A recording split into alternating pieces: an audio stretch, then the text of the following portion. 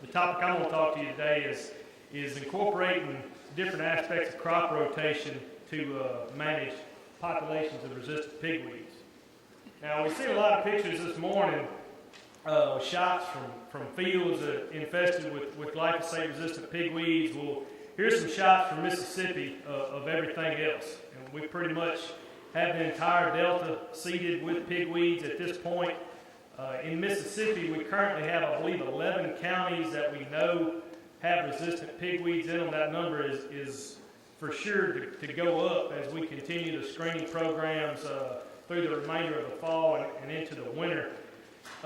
10 of those 11 counties are located in the delta area of the state, which for those of you that are less familiar with Mississippi, we pretty much consider that the northwest 1/4 of the state.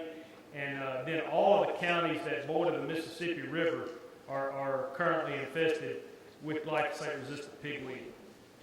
Now, I took these pictures, I think back in September, but this is pictures from Highway 82 between Greenville, Mississippi and the old Greenville Bridge across the river. And for those of you that are from the general area of Greenville, you know that Farmers Grain Terminal sits under the foot of the old bridge just across the river in Arkansas. So this is the median and the shoulder on the westbound lanes headed towards the river and in the general direction of Farmers Grain. This picture, I walk directly through the median in the ditch, turn back around, face towards Greenville, and you can see the difference. This is road completely lined with pigweeds on either side on the westbound side. I won't say there's not any pigweeds on the eastbound side of Highway 82, but there's infinitely more on the westbound side. And I also won't say that all those pigweed seeds came out of grain trucks headed towards the river, but 2 + 2 = 4, so you do the math on that. All right, down to my specific topic. I tell people in Mississippi, I think we have 2 real opportunities for managing pigweeds in the delta, particularly on our side of the delta. We have some really good yield potential with rice, and obviously Arkansas does as well, but pretty much all of the counties in the delta have excellent yield potential for corn. So those are the 2 that I kind of want to focus in on today, is first corn and then rice, and using those crops to manage populations of pigweeds. Now, I went back to some of Dr. Oliver's class notes and some of the textbooks that he used when we were in school, just to look at what are the benefits of crop rotation, keeping in mind that you're using the rotation to manage a resistant weed population. And the first point here is that you can break a continuous cycle of crop weed association, because a lot of times an environment that's favorable for one particular crop is also favorable for a particular weed. You think about barnyard grass and rice. Very similar plant types. They both favor an aquatic environment. Therefore, barnyard grass proliferates heavily in a rice crop. Personally, I think Palmer pigweed and cotton are 2 that are closely associated. They have a lot of the same requirements for growth. The one that comes immediately to mind is, soil temperature requirements for germination. They seem to come up about the same time in the spring. The second aspect of this is rotating crops that have contrasting growth styles. I mentioned a little bit about this a second ago, but for instance, you rotate a row crop with a drill seed crop. Bob mentioned about drill seeding soybeans as a way to supplement your Palmer pigweed control program. So narrow rows, canopy quicker, shade out the ground, prevent additional pigweeds from germinating after canopy closure. And then finally, what I'm going to spend most of my time talking about is rotating your weed management tools. And obviously the big component of this is rotating herbicide chemistries, but then also manipulating some of your cultural tools, such as flooding your planting date, to again supplement your weed management program. So on this table, I have several herbicide families or modes of action listed here in the left-hand column, and then I added some of the common herbicide trade names that are representative of that family or mode of action. And then where you see plus signs over here in the crop columns, the plus signs represent that a herbicide of that mode of action is available for use in that crop. And so you hear a lot of us talk about in our county meetings, state meetings, rotate chemistries, rotate herbicide modes of action. I know Arkansas, their MP 44 lists modes of action in the weed response tables. In Mississippi, we intend to have this same information in our weed control guide in the near future. But just because you're rotating a crop doesn't mean you're rotating herbicides. For instance, ALS inhibitors. You have access to ALS inhibitors in all 4 of the major row crops in the Delta.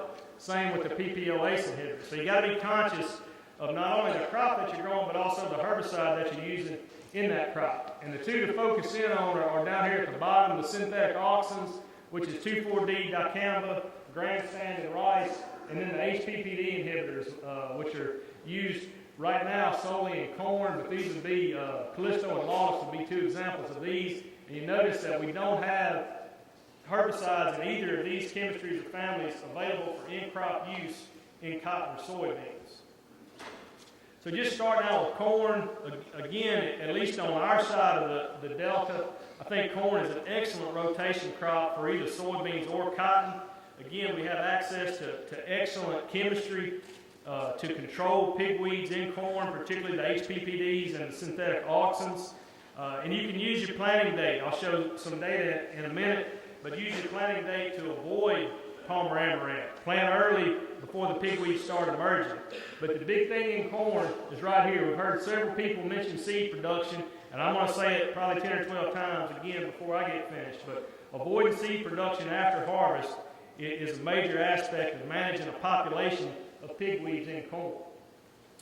So this is just some data from a trial that we did this past summer, just really showing different representative chemistries from the different modes of action that are available in corn. These are single herbicide applications at V4 corn, so a little bit later application, no tank mixes with Roundup or atrazine, just single herbicide applications. You can see that the HPPDs, Lawless and Callisto, they're right up near the top, 85 to 90%. And you got the next little group here is Yukon and Status. Those are both premixes that contain dicamba, so they're synthetic auxins. And then you come down to the bottom, you have Cadet, which is a PPO-ACE inhibitor, applied on a little bit larger weed, contact herbicide. Coverage wasn't quite good enough to get adequate control. And then Resolve Q, which is an ALS inhibitor. 50 to 60% of the pigweeds that have gone through the screening programs at Stoneville are ALS resistant, and I would say 90+% of the pigweeds in my fields at the research station in Stoneville are ALS resistant. So Resolve is not really a good option there. I would like to point out here the atrazine.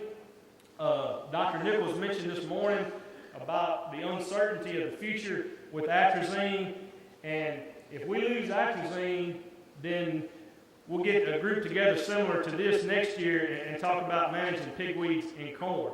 Because without glyphosate and without atrazine, pigweed management in corn becomes very complicated pretty quickly. All right, I mentioned about manipulating planting date to supplement your pigweed control program. So on this chart, you've got 3 planting dates, March 15, April 5, and April 21, which for my purposes roughly simulated an early, mid, and late planting date. Probably should have been about 10 days earlier than they were to be real world, but this is what the weather allowed us to do in 2010. So these individual bars represent our residual herbicide application time when we had a pre-application, application at V2 corn, or an application at V4 corn. And really the only 2 things I'd like you to notice here is the blue bar.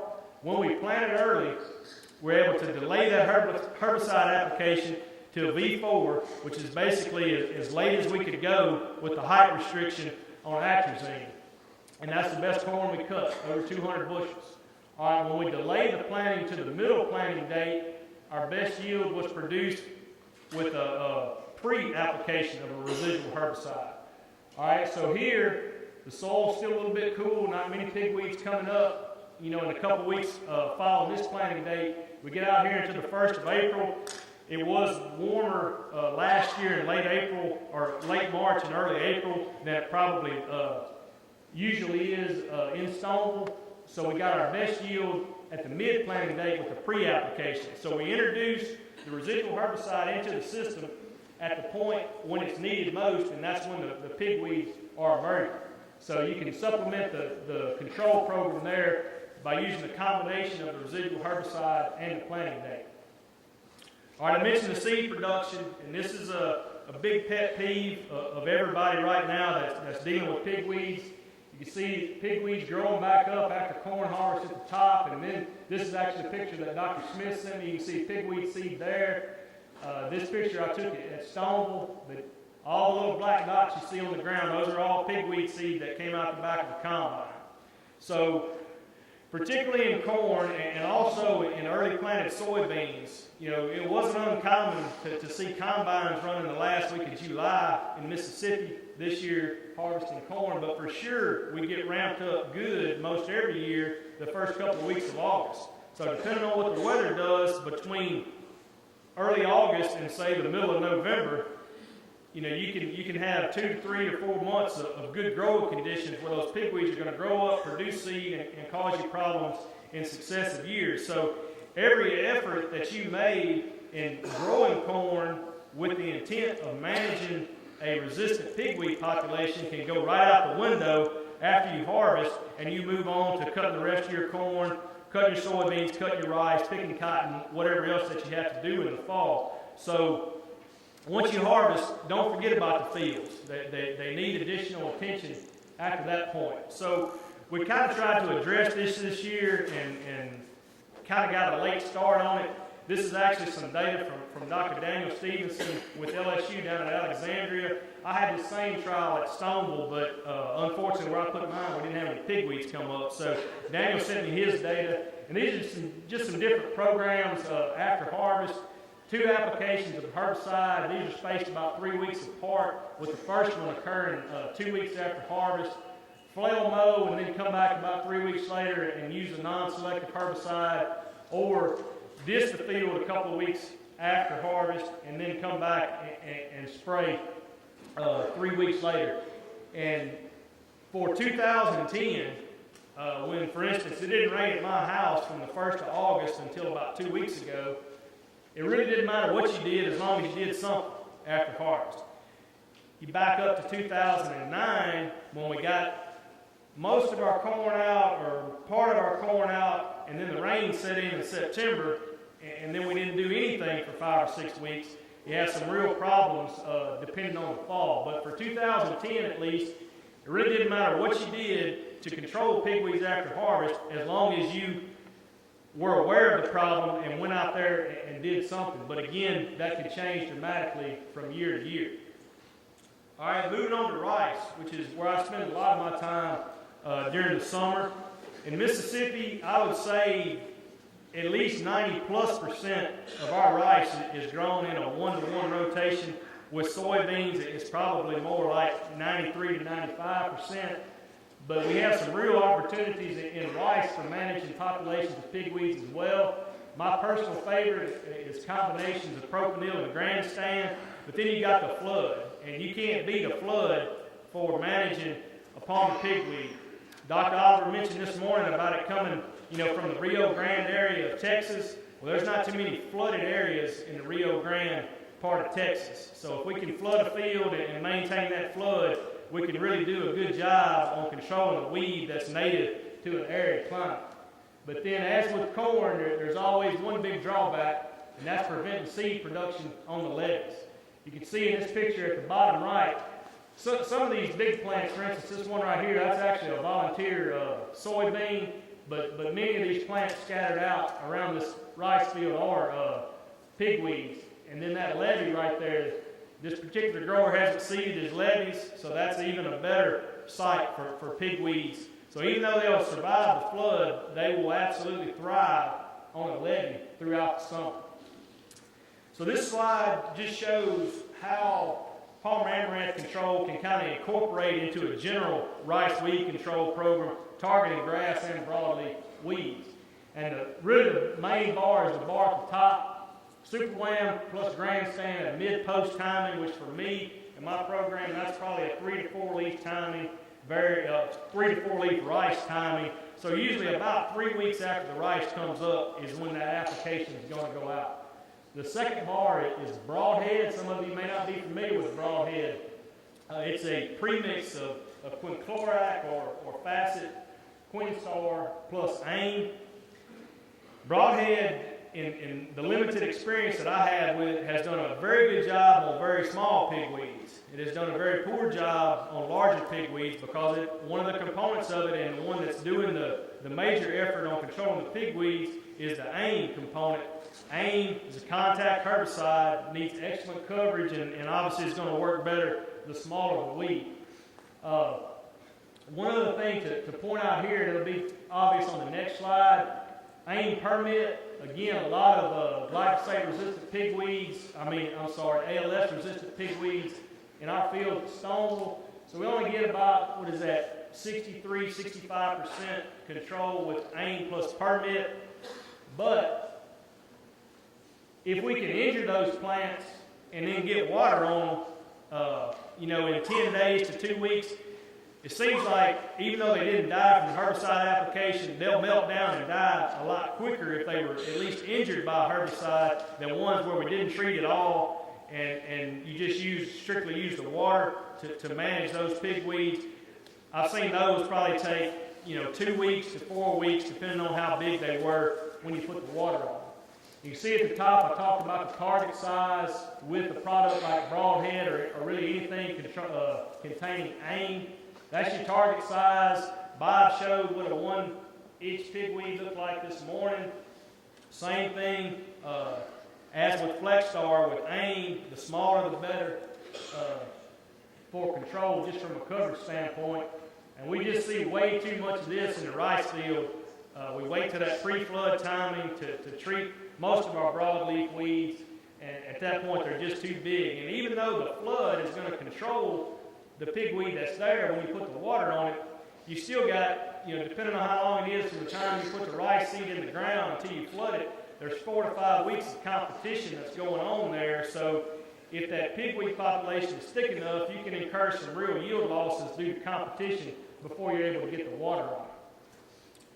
But the big bad boy in rice is the levees. And if you leave the pigweed on the levee and it makes seed, then it's just like allowing Palmer pigweed to go to seed after corn harvest. Every effort that you've made in managing that population to help your soybean crop the following year is pretty much going to go out the window. Because once you swipe that levee down, get that field back in shape to come back and put your soybeans in the next year, you're going to do a pretty good job of evenly spreading those seed that was produced on the levees across the field. I've done several weed control trials on the levees. I've never had pigweeds in those studies, so I actually pulled some data from Dr. Noiseworthy that they had done over here in Arkansas a couple years ago. And really what you're going to see on that chart is nothing does a real good job at controlling pigweeds on levees. The first thing, these plants were probably 18 to 24, maybe even 30 inches tall at the time of application, but ordinarily spraying later in the season on levees. So propanil and 2,4-D was the best treatment that they had in this particular data set. But, and this is not in their article, I don't believe, but in my opinion, I don't know if I'm really that caught up on killing a pigweed on the levee. I just want you to keep that pigweed from making seed on the levee. Particularly if you're in an area where you haven't seeded the levees and you're not in it to supplement your per acre grain yield, then really what I'd like to see you do is just do whatever you got to do to keep it from making seed. So just quick points of summary. We didn't go into all the other benefits of crop rotation, breaking up disease cycles, insect cycles, nematode cycles, improving your soil condition. That's all